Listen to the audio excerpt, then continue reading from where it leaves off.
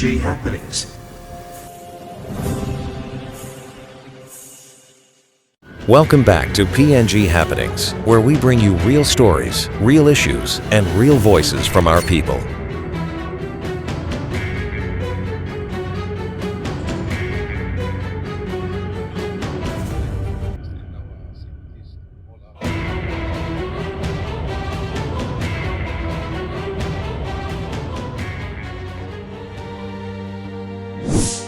Remember to subscribe to our channel for more stories like this. Dive into discussions on current events, cultural insights, and social issues, exploring the vibrant stories and challenges shaping the nation. Papua New Guinea is facing one of its most serious national security concerns in recent years. Not from war, not from disaster, but from within. Overnight, tensions at Murray Barracks have exposed deep cracks inside the PNG Defense Force, raising serious questions about leadership, corruption, and political interference. Where is the law that was promised when a Whistleblowers Act was passed by Murray Barracks government? Tonight, we break down the truth behind the PNGDF crisis. Between April 14 and 15, 2026, events unfolded at Murray Barracks that shocked the nation. What appeared at first to be an isolated disturbance is now being described as something much bigger, a symptom of long-standing internal issues. A minister can be decommissioned or terminated, dismissed. Those are the words, dismissed under the Constitution. According to reports and statements from national leaders, soldiers raised concerns over, obviously, everyone is tired. Our people are tired. Our armed forces are tired. We are tired of all these corrupt or questionable practices seem to continue with no end in sight. One problem kam ko pinis, narma kiram. Narma kam ko pinis, narma kiram. Recruitment irregularities, unfair dismissals, political interference. This is not the first time. We had a slip-up about 5 years ago. We had a slip-up about 10 years ago too. This is no longer just a military issue. It is now a national issue. A powerful message from whistleblowers is now circulating online. What was the purpose of the Whistleblowers Act under James Nomane? One of the true purpose of the Whistleblowers Act where Murray Barracks government or Pangu government and passing. This law was supposed to protect brave Papua New Guineans, public servants, officers, and citizens who speak up against corruption. This law was supposed to protect and give confidence to brave Papua New Guineans to expose corruption at their workplaces or one respective communities only staff no one. And now what are we seeing now? Look at the PNGDF recruitment scandal that we are now faced with.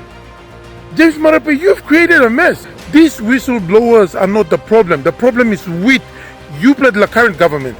Right after all these whistleblowers now, everything go online now, go viral now. James Nomane, you make one speech on the 14th of media. Me shock here, like you were defending corruption directly. If telling the truth costs you your job, then corruption is winning. That statement has struck a nerve across the country. Instead of being protected, whistleblowers are allegedly being punished. This raises a serious question. Is the system protecting truth or silencing it?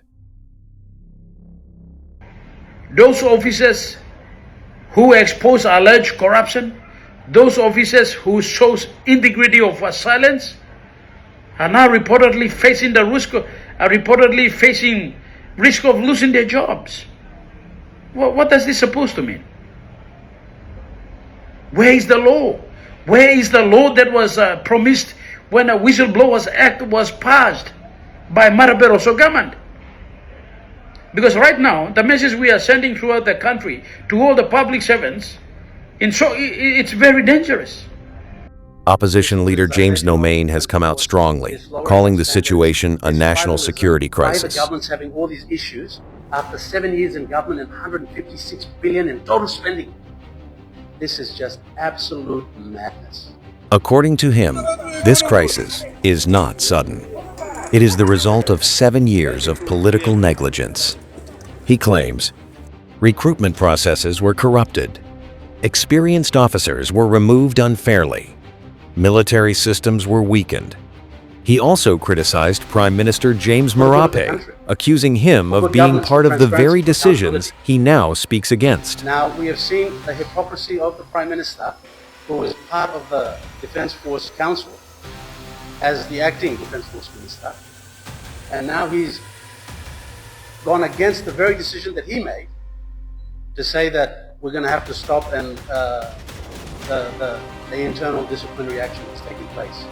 This is not leadership. This is political theater. One of the most emotional parts of this crisis is the case of Lieutenant Colonel Joe Terrican, a Bougainville veteran with over 35 years of service. According to the opposition, he was discharged without charges, without due process, without justice. For many Papua New Guineans, this represents something bigger, a loss of respect for those who serve the nation. Billions of kina have been allocated to defense over the years, but key questions remain. Why are soldiers still struggling with housing? Why is equipment lacking? Why hasn't training improved? The opposition argues that funding has not translated into real improvements. After 7 years in government and 156 billion in total spending, this is just absolute madness. And that raises serious concerns about accountability. An unstable defense force is not just a military problem. It is a national security risk. Our borders, our elections, our stability all depend on a strong and neutral defense force. And right now, that stability is being questioned. The opposition is now calling for immediate action. Removal of key defense leadership, protection and reinstatement of whistleblowers, an independent investigation. They argue that without action, instability could spread even into the upcoming national elections. So the call to action, the collective call to action from the opposition is this, to the Honourable Prime Minister. In 24 hours, we want the Defence Force Minister, the Honourable Dr. Billy Joseph, sacked and decommissioned as a Minister for Defence. We want the Secretary for Defence, John Agibe, sacked as the Secretary for Defence. We want the Commander of the Defence Force and the Deputy Commander of the Defence Force both sidelined for an independent inquiry to take place forthwith. Papua New Guinea stands at a critical moment. Now, this is our call on behalf of the soldiers, on behalf of the people of Papua New Guinea, to restore normalcy and order. This is not just about the military. This is about leadership, accountability, and the future of the nation. The question now is simple. Will those in power take responsibility, or will this crisis deepen? This is PNG Happenings, bringing you the truth behind the headlines. Don't forget to like, share, and subscribe for more updates.